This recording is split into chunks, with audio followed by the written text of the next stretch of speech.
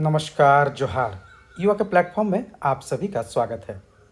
अभी युवा के प्लेटफॉर्म में 14 JPSC, FRO, SCF, project manager और 17 बीपीएससी के लिए मेंस आंसर राइटिंग का प्रोग्राम लगातार चलाया जा रहा है।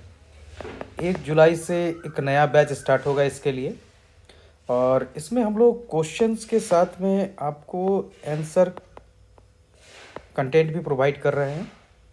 तो क्वेश्चन के साथ आपको आंसर के लिए अलग से मेहनत करने की ज़रूरत नहीं है।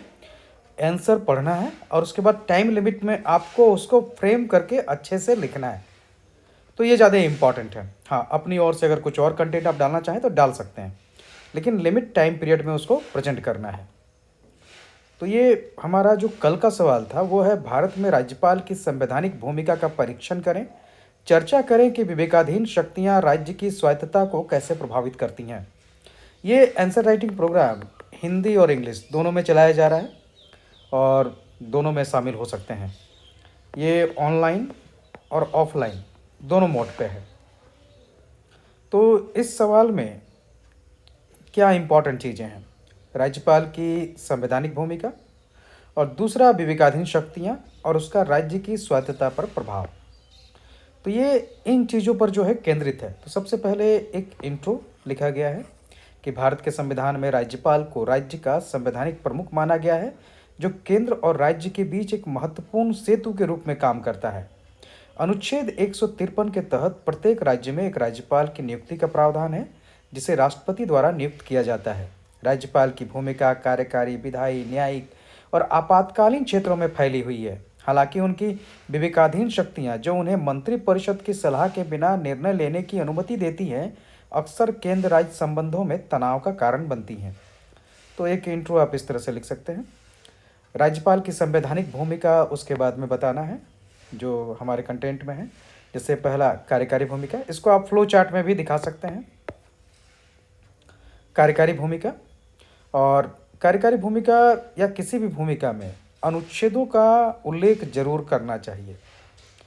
तो अनुच्छेद 163, जिसके तहत वो मंत्रिपरिषद की सलाह पर काम करते हैं, मुख्यमंत्री की नियुक्ति, इसके अलावा मंत्रियों की नियुक्ति, प्रशासकीय निर्णय, नीति कार्यान्वयन में भी, विधायी भूमिका में, क्योंकि ये 168 के तहत राज्यपाल राज्य विधानमंडल का हिस्सा है।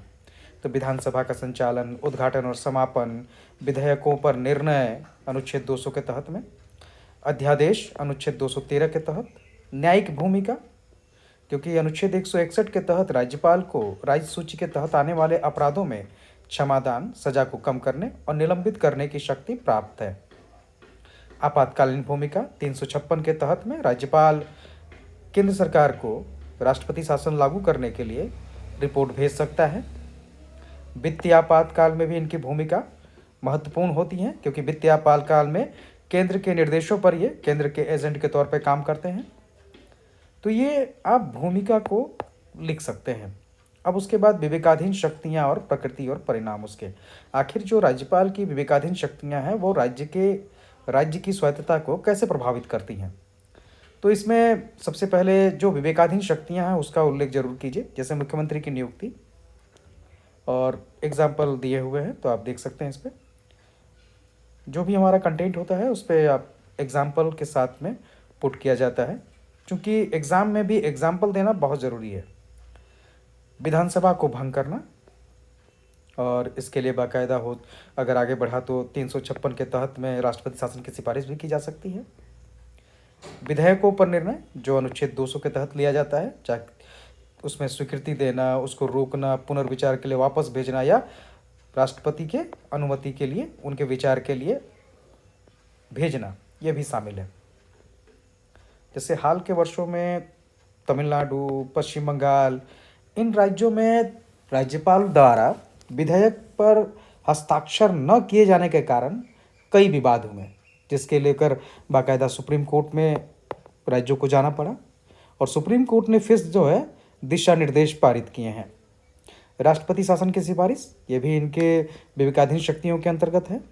इसके अलावा मंत्रिपरिषद की सलाह को अस्वीकार करना विशेष परिस्थिति में, जब मंत्रिपरिषद अल्पमत में हो।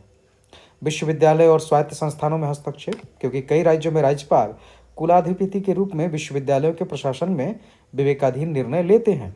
तो ये इनके विवेकाधीन शक्तियां हैं और इसके आधार पर फिर देखना होगा कि राज्य की स्वायत्तता पर क्या प्रभाव पड़ता है।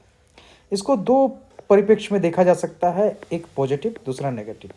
अगर ये संवैधानिक आधारों पर है और केंद्र और राज्य के बीच में और राज्य के प्रशासन को सुचारू रूप से चलाने के लिए धनात्मक प्रयास है, तब तो ये काफ़ी अच्छा होगा और उन पॉजिटिव पॉइंट्स को आप लिख सकते हैं। लेकिन दूसरी ओर हमेशा केंद्र राज्य के बीच में जो विवेकाधीन शक्तियां हैं राज्यपाल की, वो तनाव पैदा करती हैं। तो नेगेटिव पक्षों को जो है डिस्क्राइब करने की ज़रूरत है, जैसे संघीय ढांचे का कमज़ोर होना, लोकतांत्रिक प्रक्रिया पर आघात, नीतिगत स्वायत्तता का ह्रास हो जाता है, या संवैधानिक संकट उपस्थित हो जाते हैं कई बार राज्यपाल के निर्णय के कारण में। तो इनको आप लिख सकते हैं। इसके अलावा भी लिख सकते हैं, इसमें क्या न्यायिक हस्तक्षेप या संवैधानिक सुधार के क्या उपाय किए गए हैं अब तक राज्यपाल के विवेकाधीन शक्तियों पर अंकुश लगाने के लिए, तो वो बता सकते हैं। एसआर बम्बई केस या नवम रेबिया केस, ये सब केस आप बता सकते हैं। सुधार के लिए सुझाव भी देना है, नियुक्ति प्रक्रिया में सुधार हो, विवेकाधीन शक्तियों पर दिशा निर्देश, अनुच्छेद 356 पर अंकुश, न्यायिक निगरानी या संवैधानिक संशोधन, इन सबको जो है आप सुधार पर लिख सकते हैं। और अंत में एक निष्कर्ष लिखना है सशक्त रूप से। निष्कर्ष और परिचय हमेशा सशक्त होना चाहिए और इसका बॉडी पार्ट जो है वो आपका सिस्टमेटिक वे में प्रेजेंट हुआ होना चाहिए। इसमें आप फ्लो चार्ट, डायग्राम, इस तरह की चीज़ों को जो है आप इंट्रोड्यूस कर सकते हैं ताकि आपका आंसर आकर्षक लगे। सिर्फ लिख देना महत्वपूर्ण नहीं है, बल्कि महत्वपूर्ण कंटेंट के साथ उसको प्रेजेंट करना उतना ही महत्वपूर्ण होता है। तो इस तरह से ये सवाल जो है आप लिख सकते हैं। अभी लगातार हमारे यहाँ आंसर राइटिंग का प्रोग्राम चल रहा है और ये आप डेली भी इसमें बैठ सकते हैं या फिर आप संडे टू संडे भी जो है इसमें शामिल हो सकते हैं। धन्यवाद। डिटेल के लिए आप व्हाट्सअप कर सकते हैं या दिए हुए जो नीचे लिंक है उस पर आप देख सकते हैं 9608166520 पर। तो हमारा ये सवाल आज पूरा हुआ। अगला वीडियो में फिर हम लोग कोई और एक सवाल लेके आएंगे। इसको बनाइए, तब तक लिखिए, आप लोग भी प्रैक्टिस कीजिए। धन्यवाद।